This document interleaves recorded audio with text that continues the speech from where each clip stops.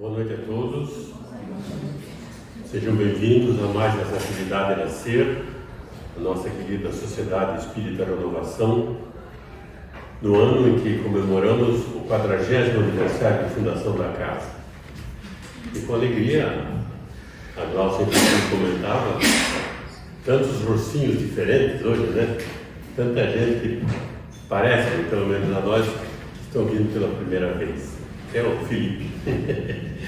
Alegria, sejam todos bem-vindos. Vamos iniciar a nossa atividade, como de hábito, pela prece.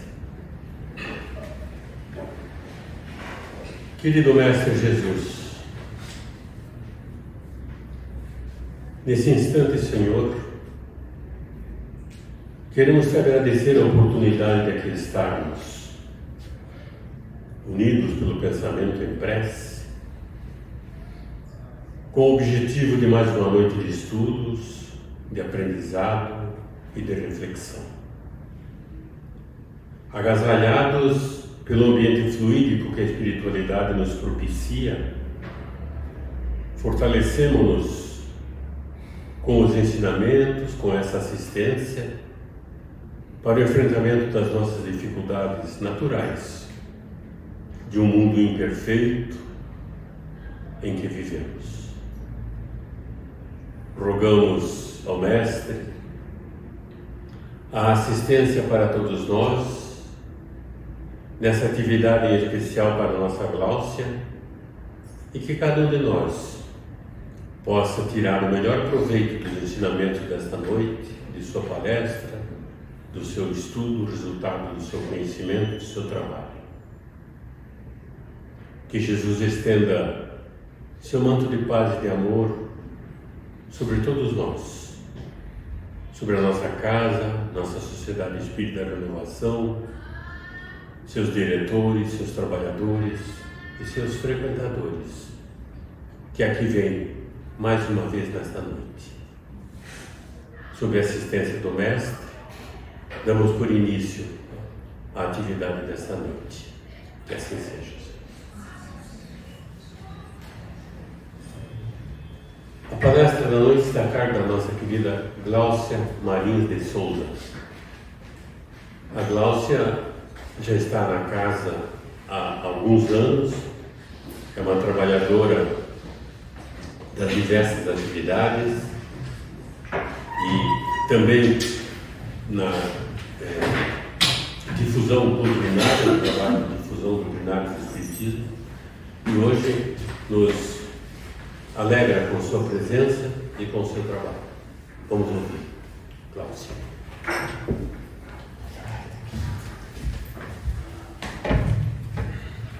Boa noite a todos. Sejam todos muito bem-vindos à nossa Sociedade Espírita Renovação, que nós chamamos com todo carinho de SER. O tema que nos traz aqui hoje à noite é a ciência da paz. Essa paz que todos nós procuramos e que almejamos encontrar em algum momento da vida e que muitas vezes percorremos caminhos totalmente distintos da onde ela se encontra, porque ela, na verdade, ela está dentro do nosso íntimo e a gente procura pela paz fora, em coisas, em pessoas. Então é sobre isso que nós vamos discorrer, sobre esse curso que é a vida que nós nos propomos e nos inscrevemos quando conhecemos Jesus. A palavra de Jesus, quando entra nos nossos corações, movimenta dentro do nosso íntimo um espaço que permite que durante a nossa caminhada, com todas as aflições, com todos os problemas que possamos passar, a nossa intimidade mantenha uma serenidade e consigamos ir em frente. E eu vou iniciar por a história de um jovem, adolescente, que já procurava, desde muito cedo, dentro essa paz. Procurava, e durante toda a sua juventude estudou, era muito rico, tinha a possibilidade de estudar com os melhores mestres da época, foi a Atenas, foi na universidade da sua cidade, em Tarso, e ali se graduou, se formou um homem bonito, alto, e que foi sempre, desde que conheceu a palavra de Deus, ansiava por encontrar essa paz dentro de si. E nesse caminho encontramos-lo então agora com 30 anos. Um homem bonito, que conseguiu tudo que uma pessoa poderia à época conseguir. Ele tinha uma posição social alta, ele tinha a intelectualidade avantajada, pôde ter estudo para colocar em prática tudo que aprendeu e tinha um cargo no Sinédrio. Era de alta estatura.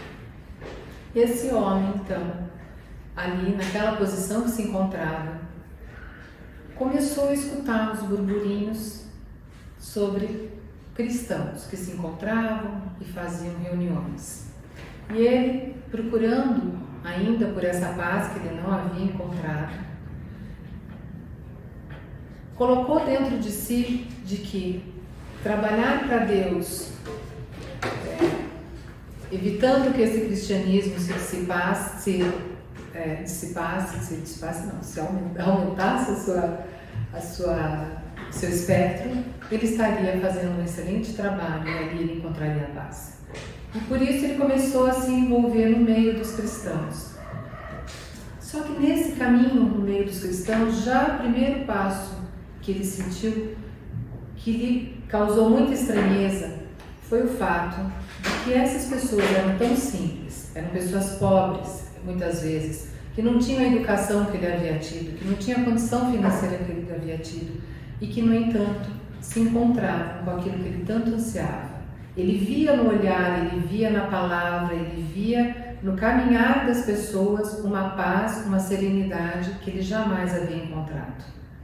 E aquilo foi instigando e ele começou então a seguir aqueles cristãos, até que numa das palestras que ele foi, a pessoa que estava dando a palestra era também de uma intelectualidade muito alta, numa posição ali,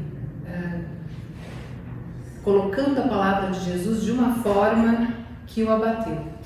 Ele escutou falar sobre perdão, sobre amor incondicional, sobre igualdade entre todos os seres na Terra, todos vistos por Deus da mesma forma, e aquilo lhe encheu de ira, porque não poderia ser possível que aquelas pessoas que estavam ali tivessem a mesma estatura diante de Deus que ele, que era um homem estudado, um homem rico, um homem de posses e ainda que dominava a palavra divina dentro do Sinédrio.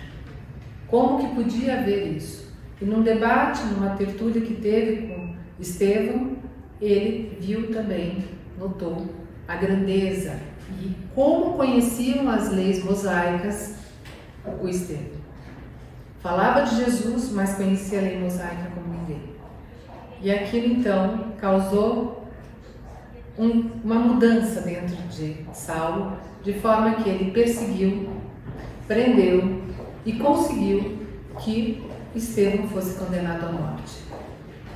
No dia da condenação, no dia da pena, quando então Estevão seria apedrejado, ele leva sua noiva para mostrar à sua noiva o trabalho tão lindo que ele estava fazendo de manter as leis mosaicas intactas pelo cristianismo. E qual não é a surpresa dele quando a noiva vê naquele julgado o seu irmão, que havia muito tempo que procurava, que havia de ser levado pelas galés por um problema que vocês podem depois ler o livro e que tinha sido desaparecido e que ela havia pedido a que Saulo ajudasse a encontrar esse irmão. E ali na frente dela então estava o irmão que em poucas horas seria morto. E isso, Saulo, quando descobre que o cunhado era a vítima da sua perseguição e que tanto trabalho teve para conseguir condená-lo à morte, aquilo muda completamente a vida de Saulo. Daquele momento em diante, ele passa a ter um ódio terrível dos cristãos e coloca toda a raiva que ele tinha de ter a sua vida destruída, porque agora não conseguia mais imaginar uma paz, posto que perder a noiva, que era o ser que ele mais amava, por conta de uma impossibilidade de manter-se junto da pessoa que ele havia mandado matar o irmão, por ser cristão.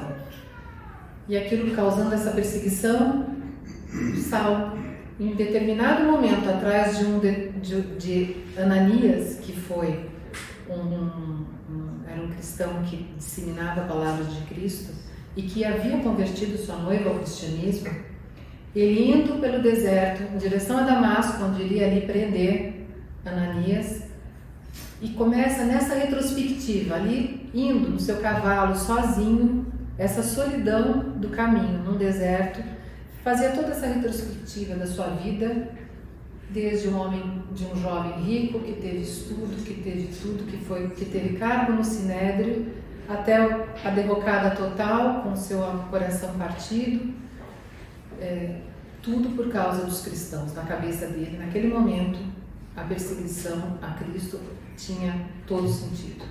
Ele só conseguiria a paz se ele acabasse com os cristãos que estavam no seu caminho. E então, na porta de Damasco, eis que aparece uma luz muito forte. E Jesus lhe aparece numa forma uma moral tão elevada, que ele cai do seu cavalo. Jesus apenas diz: Saulo, Saulo, por que me persegues? E ali naquele momento, Saulo perde a visão. E é carregado pelos 2 soldados até a cidade de Damasco, onde fica numa hospedaria, esperando para ser atendido por algum médico. Mas ali ele foi largado, e durante 3 dias, nessa cegueira, ele começou a perceber aquele movimento que havia aberto. No dia que ele conheceu a palavra de Jesus pela boca de Estevão, todo aquele sentimento de ter visto Jesus, de ter sentido aquele amor, aquela moral, ele percebeu que a cegueira, que ele ficou cego por 3 dias, a cegueira que ele teve por 3 dias lhe permitiu ver o seu interior, ver o seu íntimo, entender, compreender o quanto ele havia se equivocado durante todos esses anos da sua vida. E a partir daí, Ananias então vai, bate a porta e diz: Jesus me mandou para curá-lo e para que eu fale para você sobre suas palavras. E ali então começou a conversão de Saulo em Paulo de Tarso.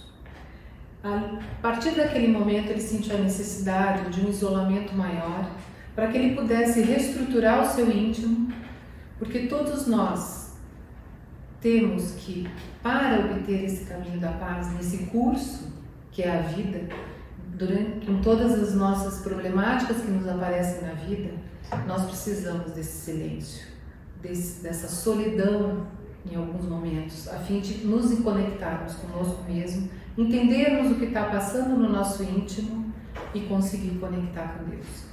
E no mundo que nós vivemos hoje, tudo é tão rápido, as comunicações são tão rápidas, o mundo lá fora corre de uma forma tão rápida. Eu costumo dizer que a gente vive no verdadeiro shopping center terra, tem tudo ao seu redor para distrair a tua vida daquilo que realmente importa, que é o teu íntimo, que é a tua renovação, né? Que é o nosso refazimento, que é a nossa compreensão daquilo que realmente nós levamos conosco. Então, a partir daquele momento, ele foi para o deserto com mais um casal e começou a trabalhar como tecelão. E ali, durante esses anos que ficou no deserto, ele ficou estudando todas as escrituras, todos os escritos que haviam sobre Jesus, reescreveu fez várias cópias, porque ele sabia que saindo dali, ele teria uma missão: divulgar a palavra do Cristo para todos que passassem no seu caminho.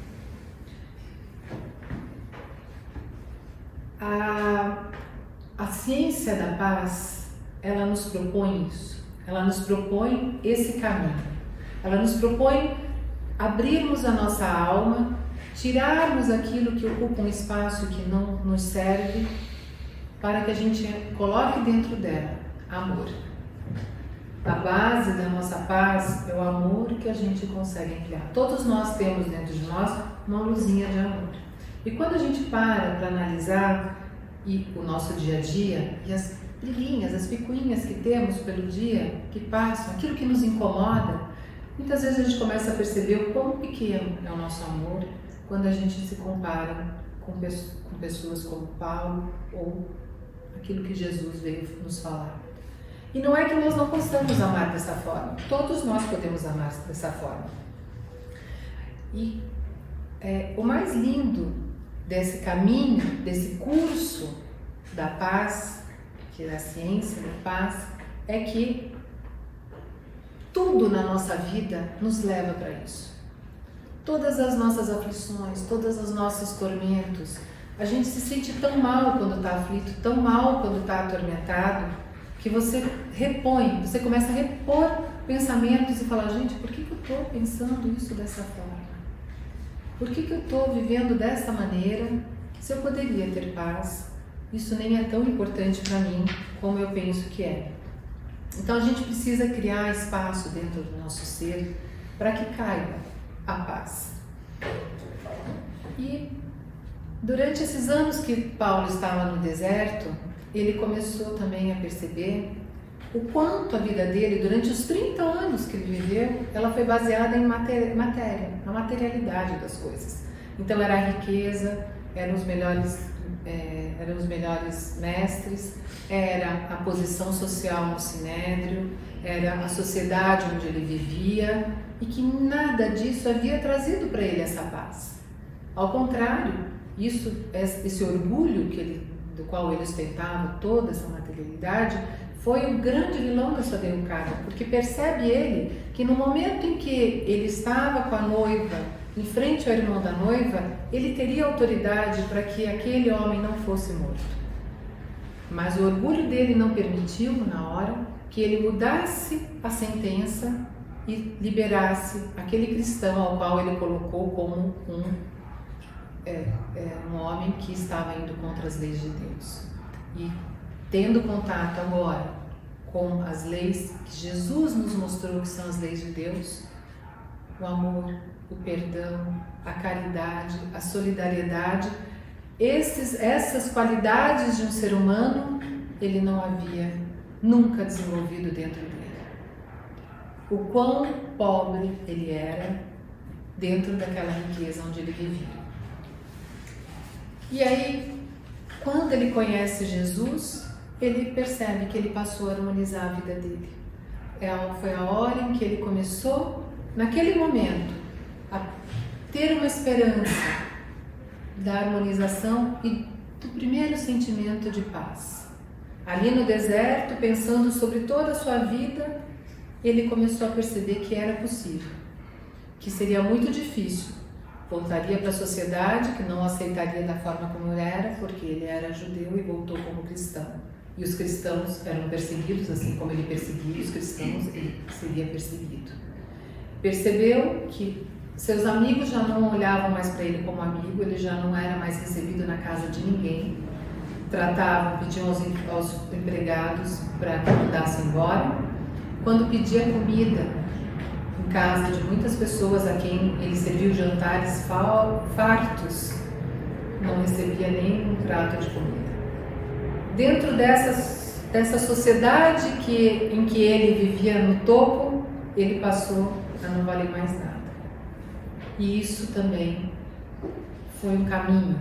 Dentro dessa dor da decepção de se sentir rejeitado por aqueles que ele pensava que o amavam, inclusive familiares, ele começou a refazer através da humildade.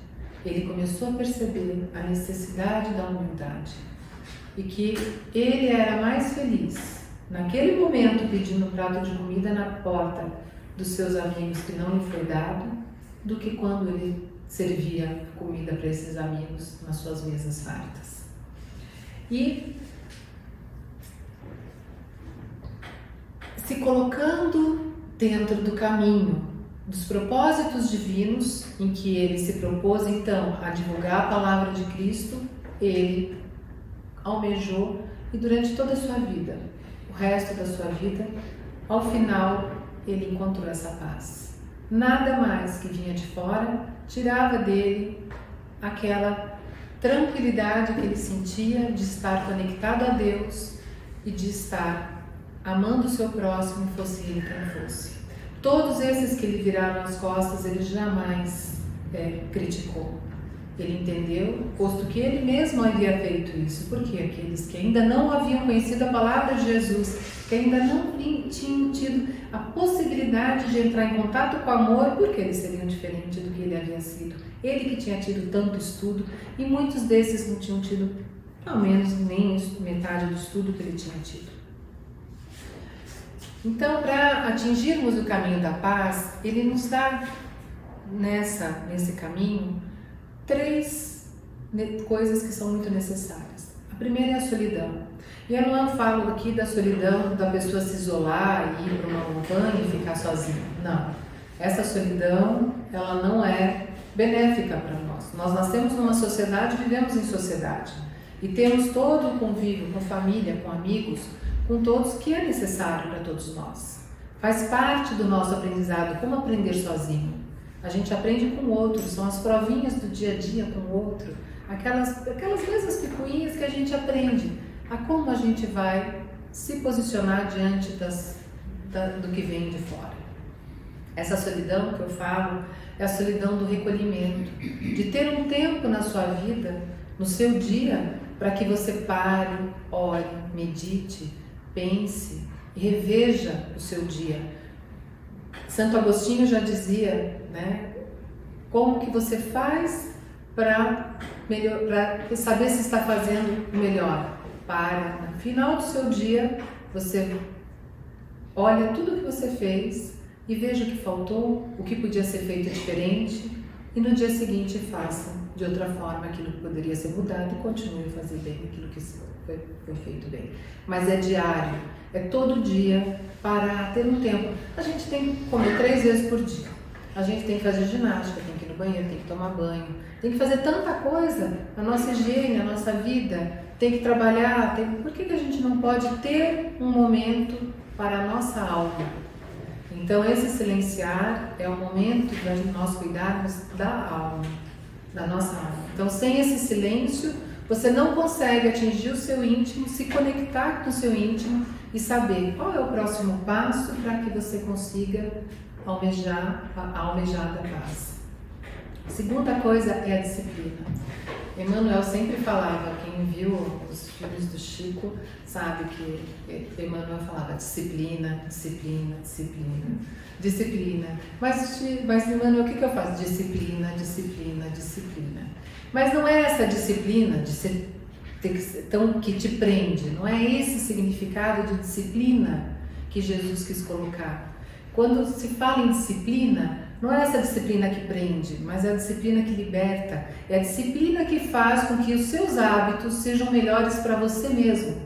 Não hábitos que sejam ruins. É uma disciplina de criar hábitos bons. Uma disciplina de mudar aquilo que não está de acordo com as leis divinas mesmo. Que não seja que seja o ódio, a raiva, a inveja, o ciúme. Essa disciplina. De disciplinar o seu pensamento, que é quando vem o pensamento, a gente não tem como, o pensamento é uma coisa rápida, então ele vem e vai, mas você conseguir disciplinar o seu pensamento, você conseguir perceber que aquele pensamento não é um pensamento que vai lhe trazer benefício, que aquele pensamento é um pensamento que vai lhe trazer inclusive uma dor mais para frente, se você agir no reflexo. Se a gente pensar quantas encrencas a gente não entra nessa vida, aqui todos são mais vividos, quantas encrencas a gente não teve por ser bate-pronto e não parar, não registrar aquela emoção, não perceber que o outro é que está doente e que quando ele está berrando com você, quando ele está num momento de exaltação, ele é um doente e ele está clamando por carinho. Certa vez eu li que A pessoa, quando está com raiva, ela grita. Mesmo com quem ela mais ama, ela pode gritar, porque a distância é no coração. Ela está do lado, mas o coração está tão distanciado um do outro que ela grita para que tente ser ouvida. Eu achei que isso fazia muito sentido em várias coisas. Você muitas vezes, o grito com quem está tão perto é uma forma de você ser ouvido. E não é que ela tenha razão, mas provavelmente na vida dela ela nunca é ouvida. Então aquilo vai gerando um sentimento em que tudo começa a ser no grito. A gente não conhece a vida de ninguém, né, gente? A gente conhece a nossa. A gente imagina que sabe. Inclusive, eu vejo assim, nas nossas famílias, você imagina que sabe como que é a vida do seu pai, da sua mãe. Será que sabe? Quantas coisas eu não descobri nos últimos anos sobre a infância da minha mãe, que de vez em quando ela foi soltando e que eu não poderia jamais imaginar que ela tivesse passado por aquilo, porque a história que vinha sendo contada era a parte bonita e não era a parte desagradável da vida, né? Tem gente que conta só desagradável, não conta bonita, e aí você descobre a parte bonita, que também teve coisa boa naquela vida. Então, quantas coisas, né, a gente não sabe daqueles que estão próximos a nós. O que vai dentro de cada um? Nós somos seres imortais. Estamos aqui numa reencarnação. Então, dentro da doutrina espírita, nós encarnamos muitas vezes. Ninguém aqui é um espírito novo. Essa não é a nossa primeira vida. A gente tem um histórico para trás e que muitas coisas a gente traz para trabalhar. Mas dizem os espíritos também que é 20% do problema, os outros 80% a gente causa aqui mesmo.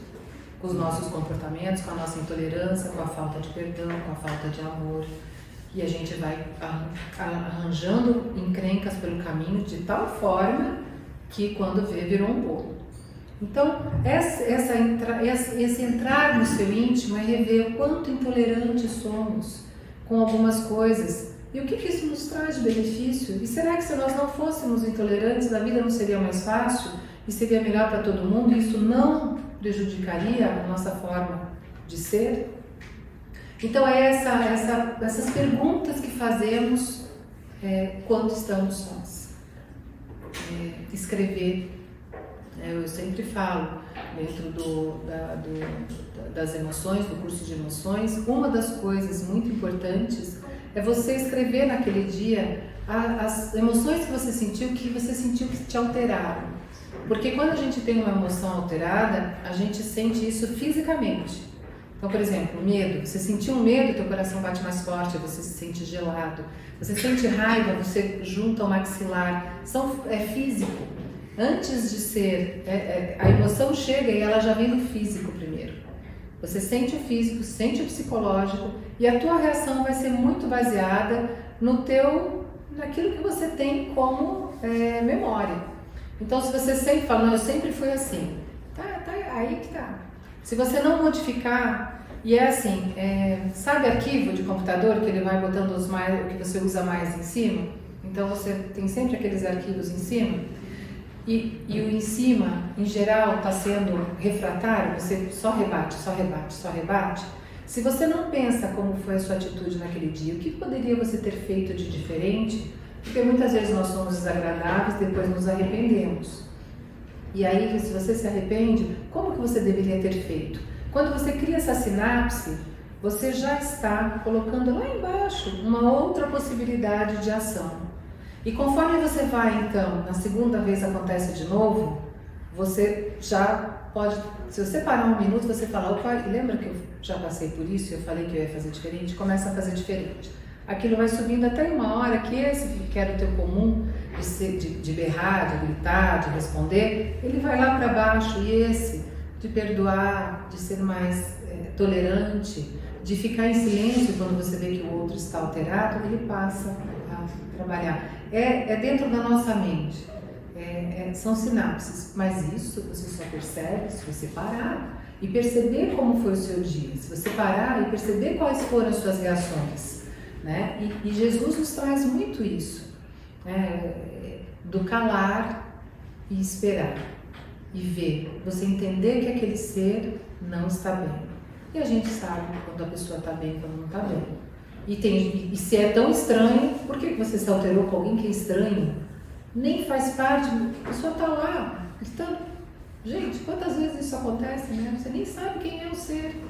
E aí está se altercando com aquela pessoa. Então, é disso que está se falando, né? Dessa disciplina de pensar, de trabalhar. E por último, dos três, é o trabalho.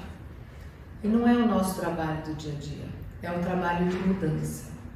A partir do momento que você conhece Jesus, e isso que Saulo percebeu ao se tornar Paulo, porque Saulo era uma pessoa totalmente diferente do que se transformou Paulo, na mesma vida, a mudança foi brutal. A hora que você conhece Jesus, que você deixa entrar dentro do teu coração esse amor, que você passa a ver todas as pessoas ao teu redor como irmãos de caminhada, cada um com a sua dificuldade, dentro dos seus processos, dentro da sua vida, você começa a ter um sentimento que é o sentimento de compaixão. E o sentimento de compaixão, ele é diferente da empatia. A empatia, você vê o outro em sofrimento e você se põe no lugar dele e fica sofrendo junto. Você volta para casa e fala, nossa, eu vi aquela pessoa passando fome, meu Deus, como esse mundo está perdido, e fica ali naquela comiseração. A compaixão, ela é a ação. Ela é a ação de tentar fazer com que aquele ser pare de sofrer. E como é que você faz isso? Você vai lá tentar resolver junto com ele. Então você não deixa ele ali e vai pensando que coitadinho. Você fala, o que você precisa que eu possa te ajudar? E a isso, a compaixão, ela não gera a dor na gente, ela gera a paz. Então a diferença, a empatia é um caminho, é necessária, porque se você nem sente empatia, que dirá a compaixão, né? Mas ela é um meio do caminho e já é comprovado. A empatia sistemática, ela pode adoecer uma pessoa, porque ela fica naquele sofrimento dos outros e ela adoece. E a compaixão não. A compaixão, que é a ação, que é o trabalho, que é você estar ali trabalhando, é o que te gera essa sensação de paz. Uma das sensações de paz. Por isso que aqui na casa a gente trabalha muito o estudo. Então a gente tem grupos de estudo da doutrina espírita, o ESD 1, o ESD 2, o EAD. A gente tem grupos de estudos sistemáticos, a gente tem vários grupos de estudo, porque através do estudo você tem elementos para poder trabalhar o seu íntimo, que foi o que Paulo fez. Ele passou anos no deserto estudando Jesus, as palavras de Jesus, entendendo, compreendendo, percebendo o que Jesus queria dizer com cada uma das suas predições, a fim de depois poder trabalhar. Quando ele saiu dali, do deserto, onde ele fazia os tapetes, enquanto tecia para o seu sustento, ele elucubrava como ele poderia ser um ser melhor, sai dali e vai trabalhar pelo próximo. E passa o resto da sua vida trabalhando pelo próximo. Todos aqueles que cruzaram o seu caminho foram por ele atendidos de alguma forma. Com uma palavra, com uma ajuda, todos. E nós também temos essa necessidade. Trabalhar pelo outro, aqueles que já fizeram, sabem o que gera dentro do nosso coração. A gente fala, deixa o coração quentinho, né? Mas é isso, trabalhar pelo próximo, trabalhar em prol do outro. E o trabalho que eu digo não é só você ir lá e servir comida, não. É você sentar do lado de uma pessoa que está precisando e escutá-la. Muitas vezes você não precisa abrir a boca, é só escutar. Né? Isso tudo faz parte dessa caridade, dessa doação e desse trabalho. Então, esse equilíbrio interior,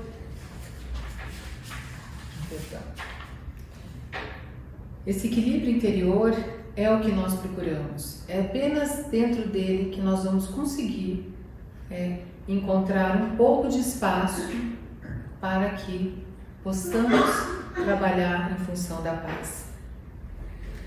E E a disciplina é extremamente importante, né? Então, a solidão, a disciplina e o trabalho.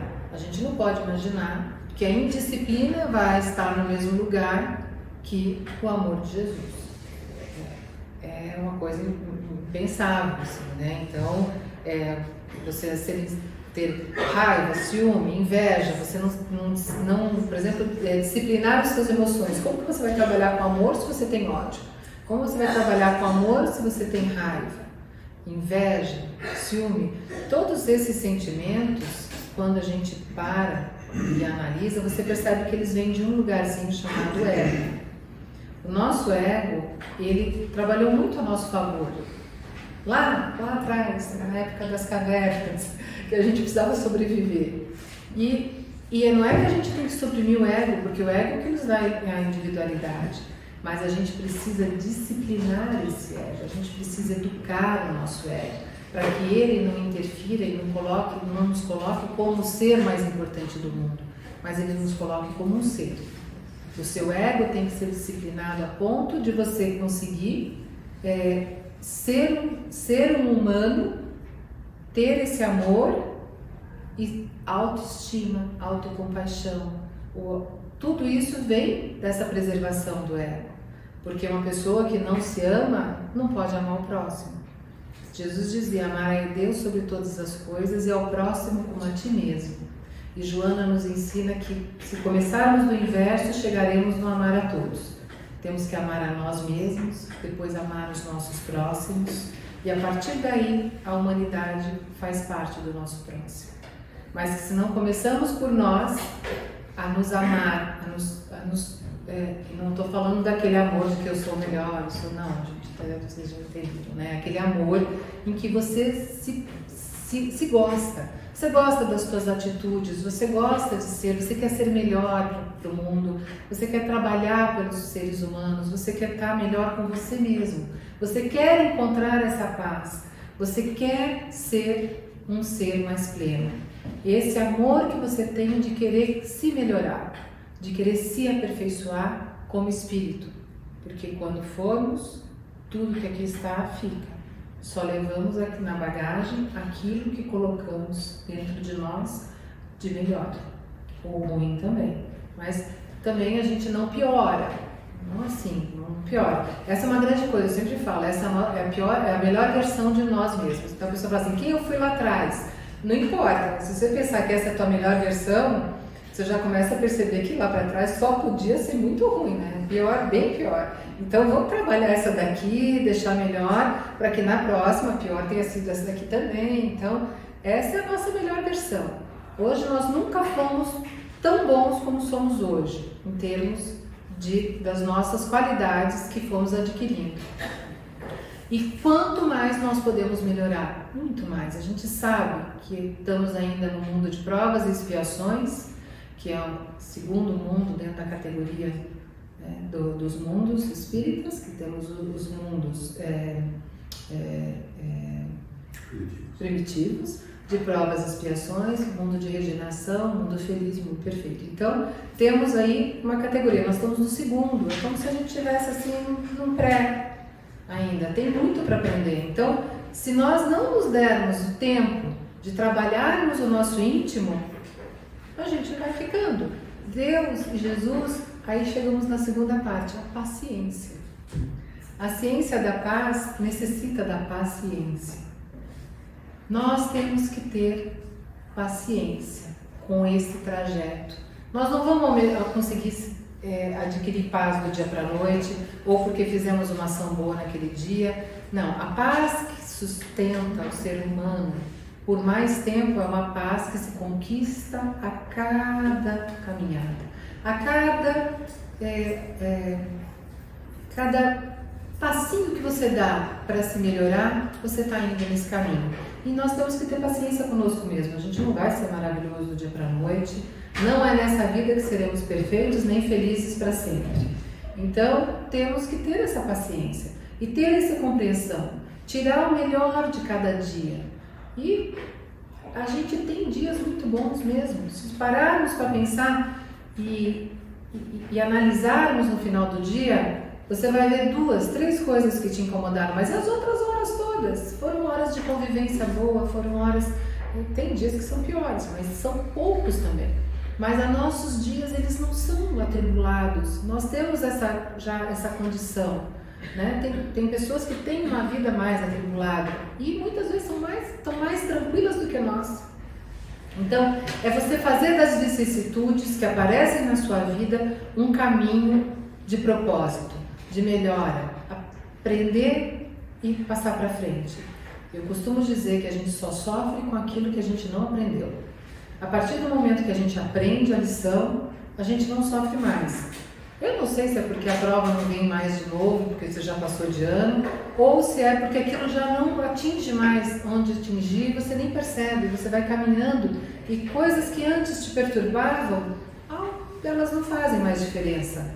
Nesse sentido, você está indo para um caminho já de desapego dessa raiva, do dia a dia cheio de coisinhas, né?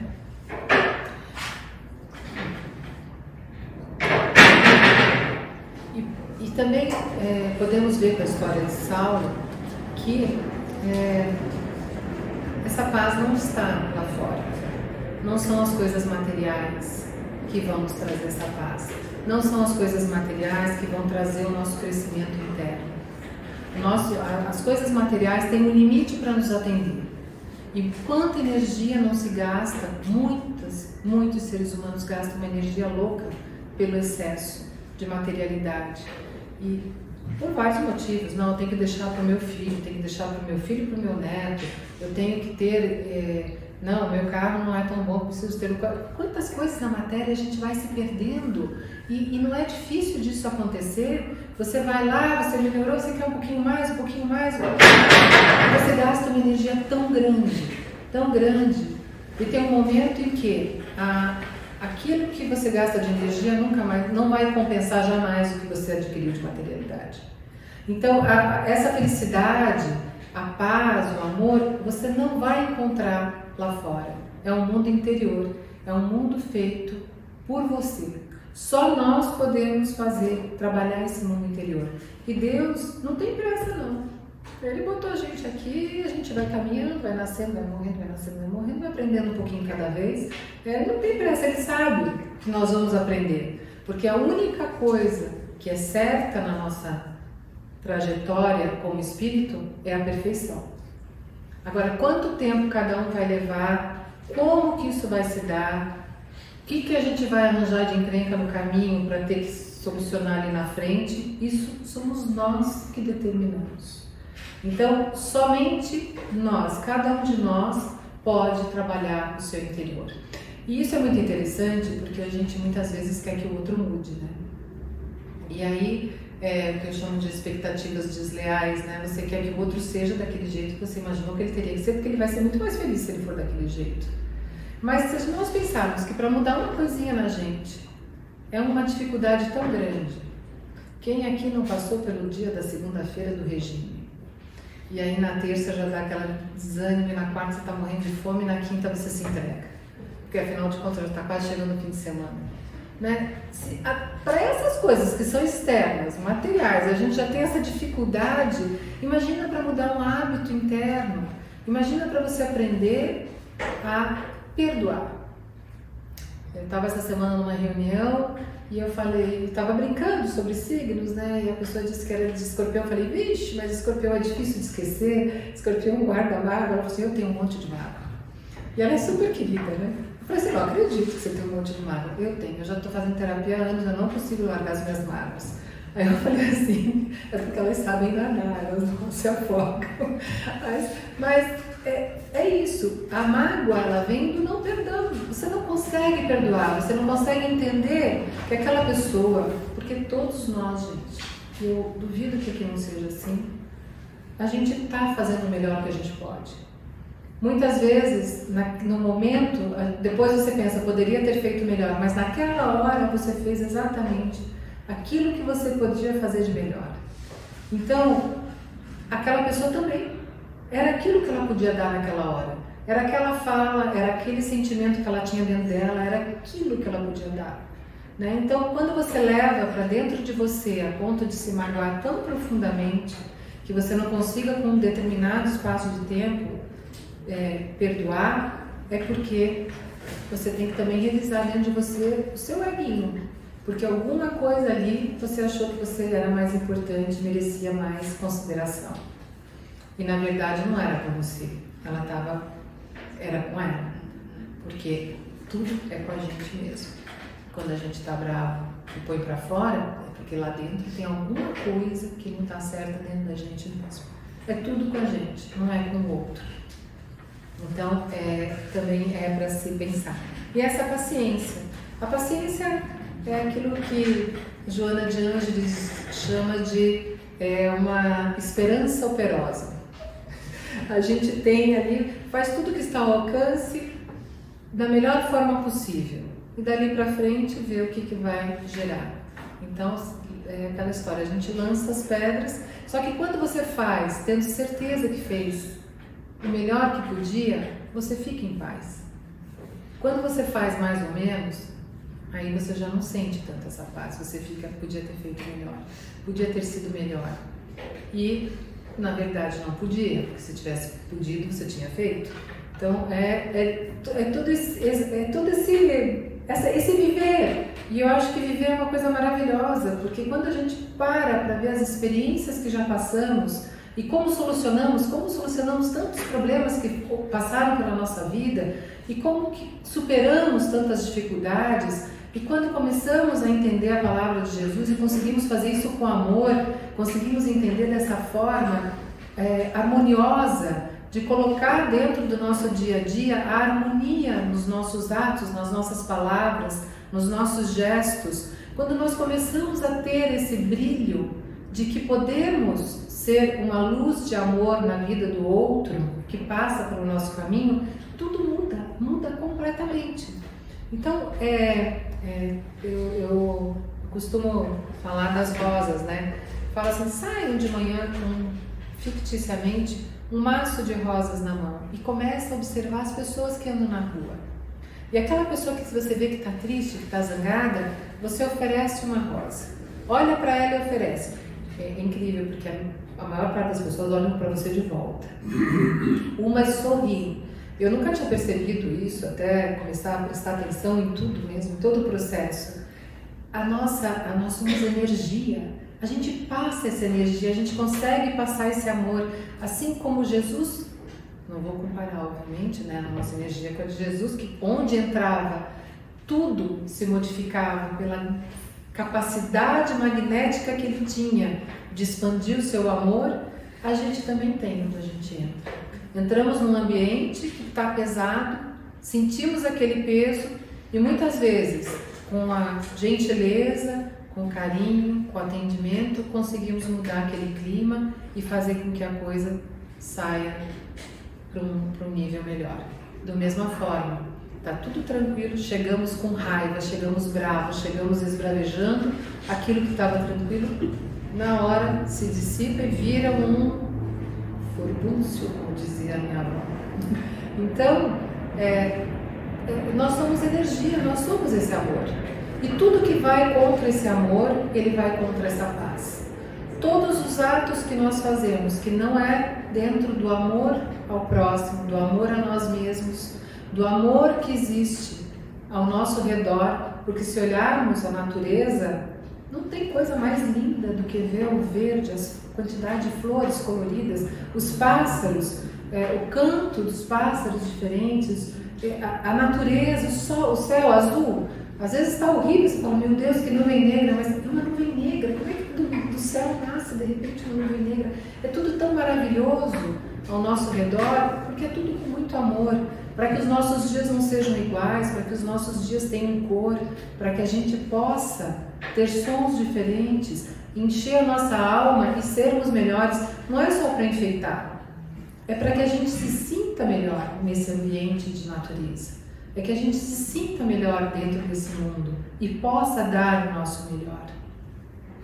Então, a ciência da paz, ela necessita da paciência conosco, com o outro, que é uma forma de amorosidade com aquele que está ou errando ou se equivocando e você percebe o equívoco, mas você espera, você sabe que ele também vai perceber, que ele também vai nessa caminhada lá na frente dar um tempo para ele mesmo, ou seja, pelo sofrimento, porque se não é pelo amor, é pela dor, mas nós aprendemos e vamos dando os passinhos. Mas quando a gente sabe tudo que Jesus nos ensinou sobre perdão, caridade, solidariedade, nós sabemos, mas está aqui no cérebro, eu costumo dizer. Tem que tirar do cérebro, passar para a mente, que é onde está o nosso espírito, e daqui para o coração. E do coração para a ação. A hora que isso que a gente sabe e que poderia transformar a nossa vida numa coisa tão mais serena é aplicado, é muito mais simples de viver. É muito mais simples. As nossas necessidades passam a ser menores, as nossas ansiedades também, as nossas expectativas em relação aos outros e ao processo também. A paciência ela nos faz ter o ritmo mais lento da vida. A gente vive muito rápido, a gente não consegue, as coisas acontecem muito rápido, a gente não tem tempo, mas a paciência sempre tem tempo. Então, a paciência é uma das filhas da ciência da paz. Então, ciência da paz, paciência, fica bem bonitinho, né? Mas é verdade, é assim que funciona. Então, eu queria agradecer a paciência de todos vocês por terem me escutado. Espero que possa ter ajudado de alguma forma a que hoje à noite voltem para casa, façam uma oração, uma meditação bem profunda e entrem um pouquinho já dentro desse mundo interior que nós temos, que é a coisa mais linda que nós temos, né, e que nos dedicamos tão pouco. Então, que possamos nos dedicar mais a essa visita interior, a essa solidão diária, a fim de que possamos nos tornar seres um pouco melhores, que na próxima encarnação seja melhor, nossa melhor versão, bem melhoradinha. Boa noite, obrigada.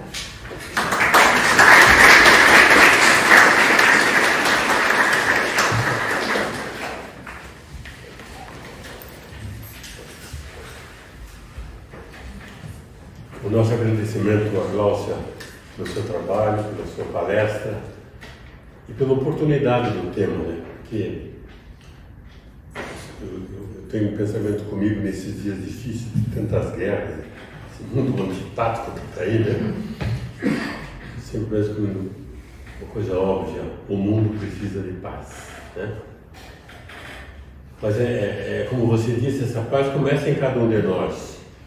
Não adianta nós lutarmos por uma paz entre judeus e árabes, entre ucranianos e russos, se nós maltratamos a família, não nos damos no ambiente em que vivemos, armamos o nosso círculo particular por onde passamos, né?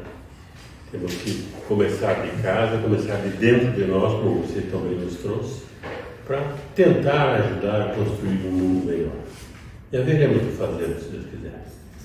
Obrigado, Gláucia. Nós vamos encerrar a primeira parte dos trabalhos pela prece, em seguida vamos aos passes, lembrando que o passe é uma tradição fluídica, evidentemente, que não há obrigação nenhuma. Quem não quiser tomar, fique à vontade. Mas os que vão tomar o passe, por favor, aguardem sentados que todos serão chamados. A saída é oferecida água fluidificada.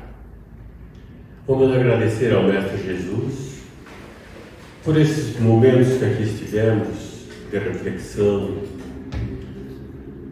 de autoavaliação das nossas atitudes, de como temos levado a vida, essa oportunidade que o Pai nos dá de acerto das nossas contas. E que esse primeiro acerto seja aquele conosco mesmos. Nutrirmos dentro de nós essa paz interior que há de se expandir pelo nosso lar, pela sociedade que frequentamos e irradiar isso, Senhor, por todo o mundo, ajudando a construir dias melhores, dias de paz para todos nós.